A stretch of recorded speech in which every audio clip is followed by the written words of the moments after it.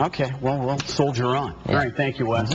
Well, some Iowa students got a rare behind-the-scenes look seeing what it takes to put on a major concert for the major rock band Bon Jovi.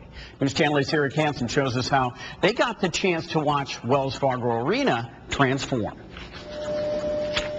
Front row seats for the Bon Jovi concert went for $500, but 8 college students got to be up here on stage for absolutely free.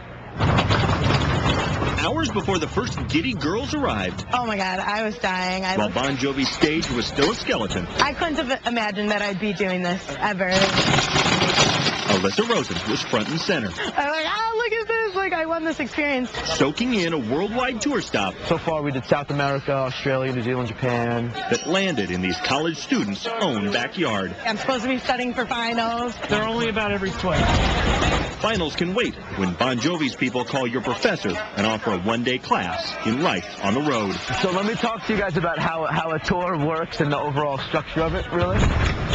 It's so cool to see what happens like backstage, how much work is put into it.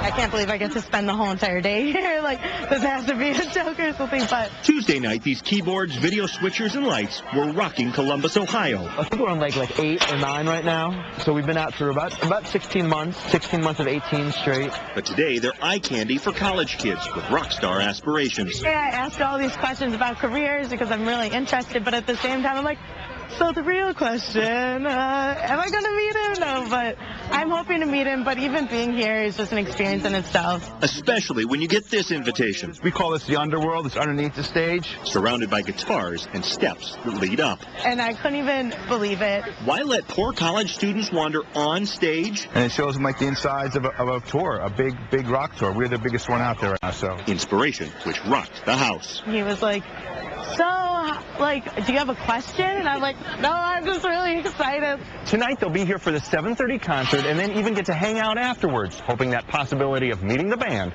comes true.